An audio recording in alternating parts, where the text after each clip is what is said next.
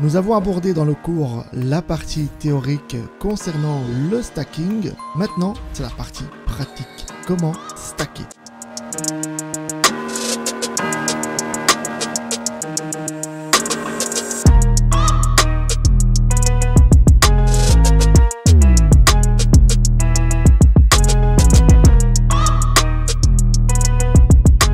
Je vais malgré tout vous remettre dans le bain pour vous expliquer qu'est-ce que le stacking. Je vais y aller très simple pour celles et ceux qui ont un peu du mal à absorber le côté technique de cette partie-là. Alors imaginez que vous avez des pièces dans votre tirelire et que vous laissez cela à la maison. En fin d'année, vous récolterez uniquement les pièces que vous avez pu économiser. Par contre, si vous prenez ces pièces et que vous les confiez à une banque, à ce moment-là, la banque pourra travailler avec ces pièces, elle pourra produire de l'argent, elle pourra prêter cet argent à d'autres clients et générer des intérêts et vous récompenser en retour. Pour le stacking, c'est la même chose, vous bénéficiez d'une récompense, même si l'aspect technique n'est pas le même, dans tous les cas de figure, vous prêtez vos jetons et vous recevez des récompenses. C'est ce principe-là que je veux vous faire comprendre. Et alors en crypto, lorsque vous investissez des tokens, au lieu de les laisser dans votre portefeuille, vous pouvez les confier au réseau afin de générer des récompenses. En effet, le réseau de crypto va utiliser vos jetons pour sécuriser le réseau, pour confirmer les transactions et pour distribuer également les récompenses aux validateurs.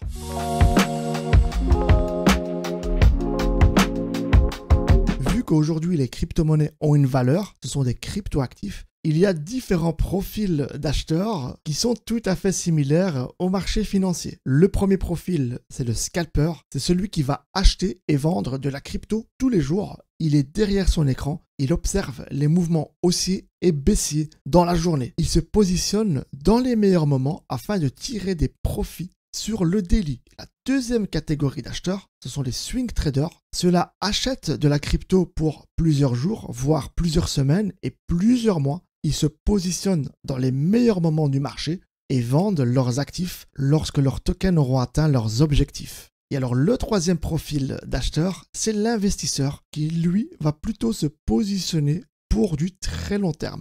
Il va acheter des cryptos pour plusieurs mois, voire plusieurs années. Il spécule sur du très long terme sur la valeur du Bitcoin ou de l'Ether ou peu importe quel crypto. Et donc lui, l'investisseur, n'est pas du tout derrière ses écrans. Il consulte parfois ses actifs, mais dans tous les cas de figure, il s'est positionné dans un moment favorable du marché et il attend jusqu'à ce que sa position prend une valeur considérable. Je viens juste de vous citer les trois profils d'acheteurs. Le stacking s'adresse à l'investisseur. Mais pour le scalper, lui ne sera pas du tout intéressé par le stacking. Il préfère avoir la main sur toutes ses positions tous les jours afin de pouvoir jongler avec l'achat et vente. Donc comme je le répète souvent à mes élèves, si vous achetez de la crypto pour du long terme, le stacking, c'est une option pour vous. Alors maintenant, nous allons prendre le téléphone et nous allons faire un exercice. Nous allons stacker nos premiers jetons. Donc nous allons confier à une blockchain nos investissements. Vu que chaque plateforme a sa propre méthode de stacking, on va essayer de passer en revue quelques plateformes afin que vous compreniez le principe.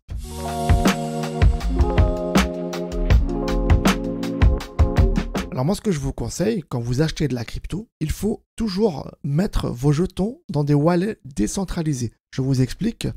Mexi est un exchange, Binance est un exchange, KuCoin est un exchange. Dans ces trois noms que je vous ai cités, il ne faut pas stocker ces cryptos dans ces plateformes. On a connu l'année dernière plusieurs faillites, notamment celle de Celsius, FTX, etc. Et tous les investisseurs ont perdu leur argent. Donc je le répète, utilisez plutôt des wallets tels que Xportal, MetaMask. Alors petite note, si vous voulez malgré tout faire du stacking avec crypto.com ou Binance, prenez conscience que l'exchange vous promet un pourcentage, mais que vous n'allez pas interagir avec la blockchain, comme c'est le cas avec les wallets. Avec les wallets, vous allez réellement réaliser vous-même une transaction dans la blockchain. Tandis qu'un exchange, ils vont le faire pour vous. L'interface vous informe que vos jetons sont bloqués et ils vous promettent un gain exprimé en pourcentage. Je vais quand même vous montrer ça avec Binance. On clique dessus. Lorsque vous êtes devant l'interface de Binance, vous avez plusieurs onglets. On a vu ça dans le cours. Ici, nous allons dans Portefeuille pour faire du stacking. Ensuite, vous avez plusieurs onglets. Vous avez aperçu Spot, Financement, Earn. Et si vous voulez verrouiller vos jetons, il faudra aller dans Earn, qui est celui-ci. Et donc pour consulter l'ensemble de vos positions, vous allez dans Spot et vous allez avoir tous vos actifs que vous avez pu acheter grâce au tutoriel. Pour faire du stacking, vous allez dans Earn, et comme je vous ai dit, ce n'est pas réellement du stacking. Ils l'ont d'ailleurs appelé Earn, mais le principe est le même. Vous allez vous retrouver dans la page où vous pourrez bloquer vos jetons. Là, vous appuyez tout simplement sur Earn. Vérifiez que vous êtes dans risque faible, et là, vous allez avoir plusieurs possibilités, soit verrouillé, soit flexible. Flexible, vous pouvez retirer vos jetons quand vous voulez et de manière instantanée, mais là, le pourcentage est plus faible. En verrouillé, là vous allez avoir un pourcentage plus élevé, ça peut monter jusqu'à 20%, mais si vous désirez récupérer vos jetons avant l'échéance, à ce moment-là vous perdez vos récompenses et en plus de cela, il y a un délai d'attente d'une dizaine de jours. Alors si je veux faire du verrouillé, je vais donc appuyer ici dans verrouiller et je vais donc repérer mes actifs. Si vous avez acheté du DOT, le DOT, normalement il va apparaître ici en premier. Si vous ne le retrouvez pas, vous pouvez écrire ici vos actifs. Si vous avez de l'Ethereum, admettons, vous écrivez ETH. Et là, vous allez retrouver donc le stacking de l'Ethereum à 2,81%. Dans mon cas de figure, on va utiliser le Polkadot ici. Et donc, je vais le verrouiller pour obtenir un pourcentage de 10% si j'opte pour la formule de 120 jours. Si j'opte pour 90 jours, là, j'ai 7,5%, 60 jours, 6,5%. Si je veux 30 jours, 3,1%. Si vous investissez pour du très long terme, prenez 120 jours. Ici, vous appuyez sur Max. Et alors, dans Souscription automatique, ici, vous le décochez. Comme ça, lorsque vous allez arriver à l'échéance, automatiquement, les jetons vont être transférés dans la section Spot. Et vous pourrez soit les vendre, ou soit encore vous-même les remettre manuellement en stacking. Et vous pourrez donc changer de période, si vous voulez passer à 60 jours par exemple, ou 30 jours, ou même en flexible. Ça vous laisse le choix de pouvoir gérer vos actifs à votre manière. Et là donc j'ai appuyé sur Max. Vous allez voir ici les récompenses estimées au bout du stacking. Et je recevrai 2,32 DOT. Et alors pour apporter une petite correction, je vous avais dit que si vous voulez récupérer vos biens de manière anticipée, il est indiqué ici qu'il y a un délai de 48 à 72 heures. Donc c'est maximum 3 jours. Je vous avais dit 10 jours. Mais ici, c'est 3 jours. Ensuite, vous appuyez sur Suivant. Et là, voilà, souscription réussie. Vos jetons sont verrouillés. Donc, 64 Polkadot chez moi, pour ma part, qui seront verrouillés avec une récompense de 2,3 Polkadot à l'échéance. Ça, c'était pour l'exchange Binance. Et alors, comme je vous déconseille d'utiliser Binance, au cas où on ne sait pas ce qui peut arriver, soit un blocage, soit un piratage, soit une faillite, vous perdrez vos actifs. C'est pour ça, je le répète, utilisez les wallets.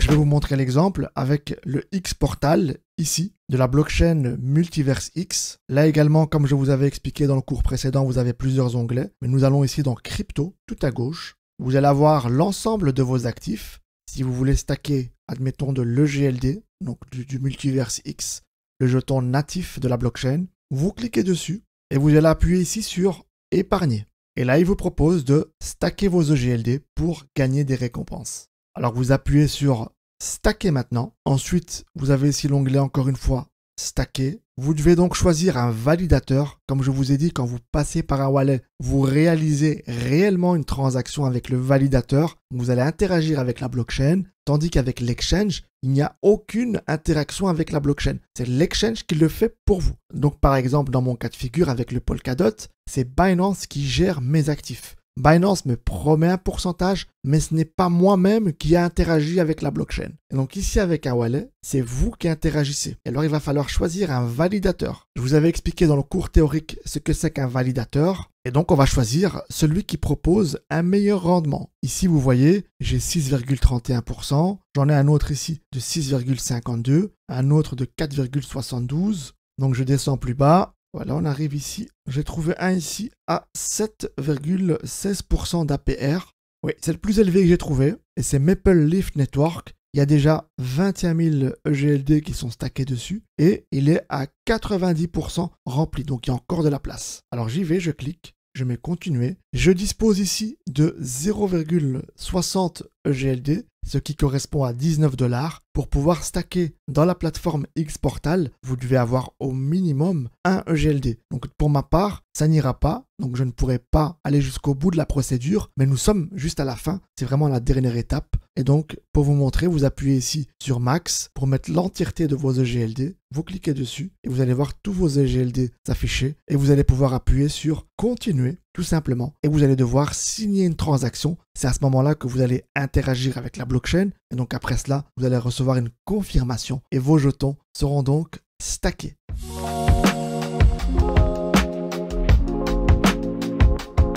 Maintenant, je vais vous donner encore un autre exemple avec un wallet. Ici, c'est le wallet de Telegram, de la blockchain de Ton. Et donc ici aussi, vous pouvez donc stacker. Pour ma part, mon adresse de portefeuille, la voici. Je clique dessus. Et là, vous allez avoir l'ensemble de vos actifs. Vous pouvez donc cliquer sur, par exemple, Stacket ici pour voir vos actifs que vous avez stackés. Donc vous pouvez voir, j'ai stacké ici mes tonnes. Et donc, si vous voulez stacker un peu plus de tonnes, vous appuyez sur Stake Plus. Et si vous voulez récupérer vos fonds, vous appuyez sur Unstake ici. Donc c'est très simple, c'est le même principe un peu partout. Vous repérez l'onglet Earn ou Stacking et vous appuyez, vous choisissez les quantités et ensuite vous validez.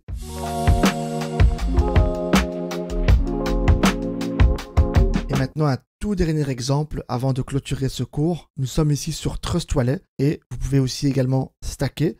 Vous avez ici l'ensemble de vos actifs à l'écran qui va s'afficher. Et lorsque vous avez acheté vos premières cryptos, vous pourrez donc les stacker tout simplement en cliquant. Par exemple, j'ai du BNB ici, 4,18 $. Je clique dessus. Et ensuite, vous avez l'option Commencer à gagner. Vous pouvez appuyer donc dessus. Et là, vous allez avoir la possibilité de stacker, comme vous le voyez ici. Vous appuyez, vous pouvez mettre maximum.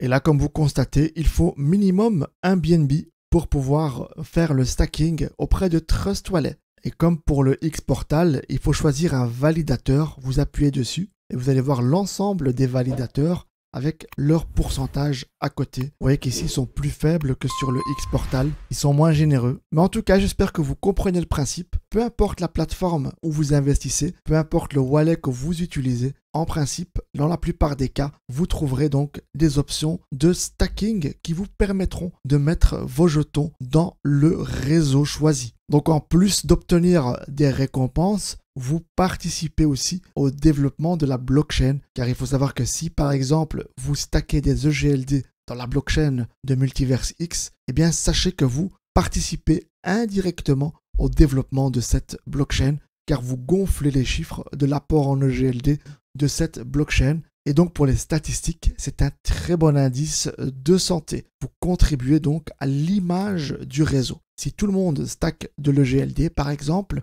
il y a forte chance qu'il y ait un appui spéculatif de la part des investisseurs en consultant l'indice des jetons stackés dans cette blockchain.